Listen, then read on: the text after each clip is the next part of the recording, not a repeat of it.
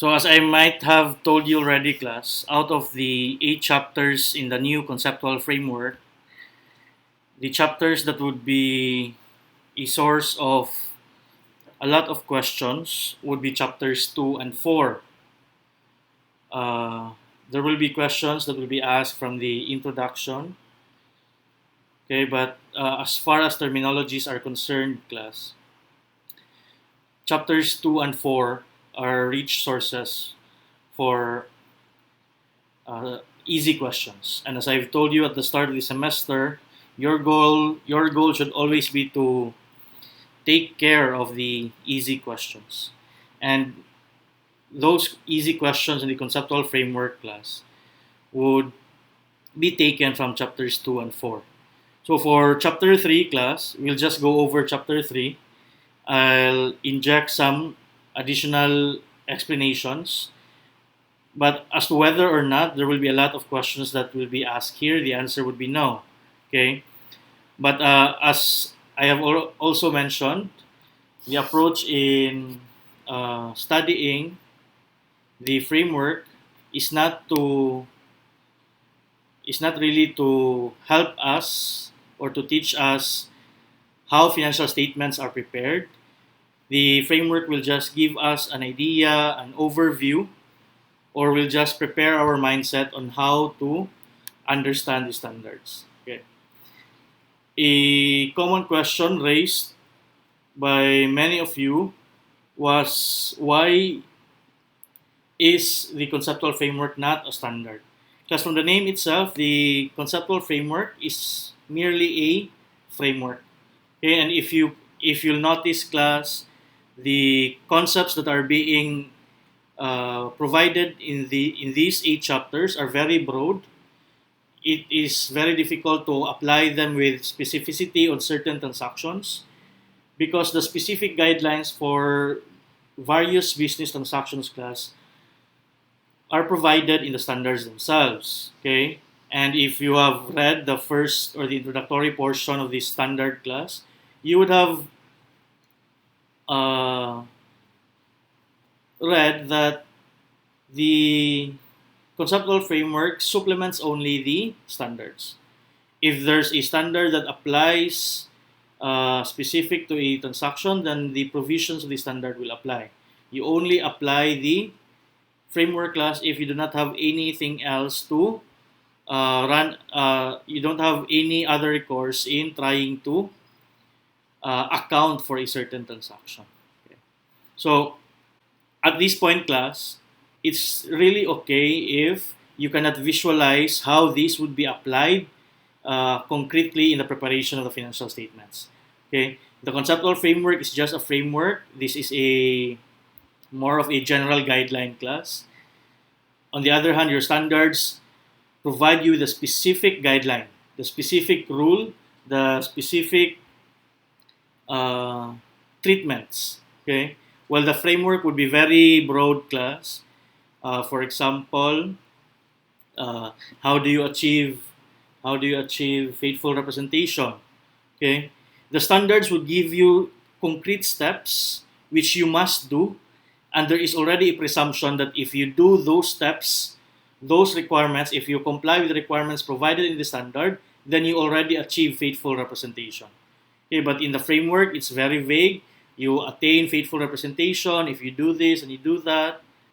Okay, so basically, class, my point is the rules that may be contained in the framework class will not necessarily be the same rules that we will apply when we discuss the other standards. Okay, uh, if I am going to be candid, class, on the part of the students who are trying to learn how to prepare financial statements, class, the conceptual framework would be of very little use to us. If our goal is to learn how to prepare financial statements, class, then our focus should be on the standards themselves. It is the standard that will tell us on what to present in the financial statements. Okay. The framework class would be of greater use to those who are tasked in developing new standards.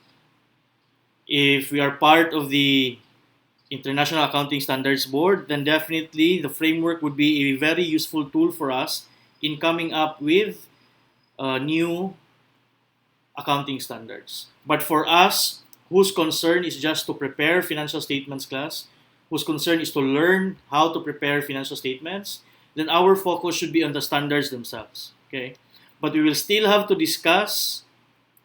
We will still have to discuss the framework class because you're expected to develop a mindset that would allow you to easily understand the provisions of the standard. So the framework class for us as students, we will use the standard class with the hopes of developing the correct mindset that will help us understand the accounting standards a lot easier. Okay, we do not expect to be able to learn how to prepare the financial statements based on the framework. We are studying the framework so that we will develop the correct mindset, the correct headspace that will help us understand the provisions of the accounting standards, which will ultimately teach us how to prepare the financial statements. Okay. So, chapter 3 class talks about the financial statements and the reporting entity. Okay. We'll discuss later about the reporting entity, but this should not be a source of confusion on your part, class. This should not be a big problem on your part, because if your task is to prepare financial statements class, the bounds or the scope of the entity for whom you are preparing the financial statements class would already be clear. Especially if you are already working for a company class, you would already know whose financial statements you are preparing for.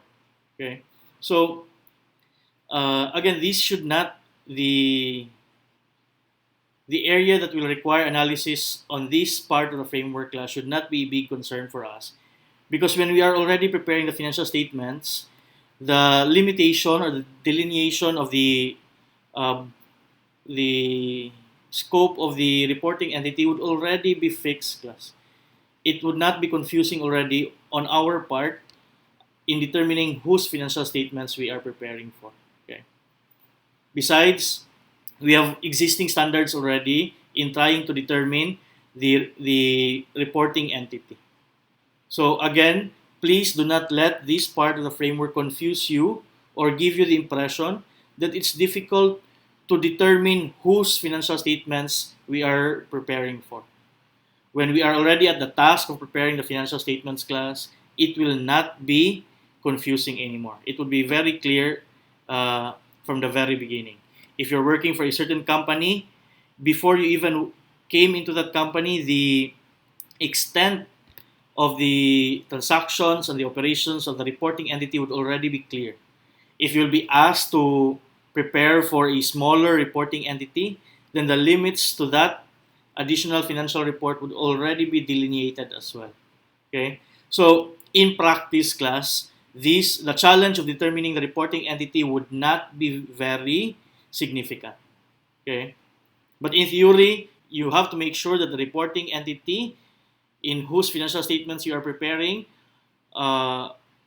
includes all the transactions that are related to the reporting entity, includes all the operations that pertain to the reporting entity, and exclude those other transactions or operations that are not to be associated with our reporting entity.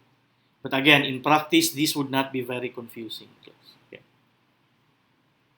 So really, class, my task in the discussion for the conceptual framework would just be to guide you as to helping you identify whether or not this should be a source of problem for you, this should be a source of concern or not. Another point in which many raised a question, class, is with regard to the measurement. Okay, I understand that the discussion of measurement in the conceptual framework is quite confusing, and you have to understand why the discussion in the framework class is very broad, because again, this would ultimately serve as the backup class if ever the standards do not contain a rule on how to measure certain transactions or events, or assets, liabilities, income, and expenses. Okay? But at present class, if we are preparing financial statements, then it will not be a big problem anymore because the standards themselves give us a clear way, gives us a clear requirement, gives us a clear rule on how to measure certain transactions or events, on how to recognize assets, liabilities, income, and expenses. So when we study the standards later on class, the measurement requirement would be very clear already, class. Okay? And as to how that measurement principle is to be applied for a certain element of the financial statement class, the standard would also provide us with an explanation class. And it will also provide us with additional provision that would tell us or that will give clarifications on how it is to be applied on specific transactions. Okay. So at our level, I normally do not dwell so much on the measurement chapter of the framework class because it does more harm than good on the part of the students. If the goal is to teach you how the elements of the financial statements are measured, then that can be achieved by studying the standards class. Trying to understand uh, the measurement discussion in the framework class without having any background on how it's going to be applied in the preparation of the financial statements class would be very confusing the part of the students. Okay, so at our level, when we discuss measurement from the framework, we will just focus more on the definition class, not its applicability, not on its practical use. Okay, we will deal with the practical application of the various measurement principles when they are already used in the various accounting standards. Okay, so again, my task really is just to point out to you areas that you are expected to be able to understand, areas that you need not understand at this point, areas that you should be concerned of, and areas that you should not be concerned of if you are not able to understand immediately.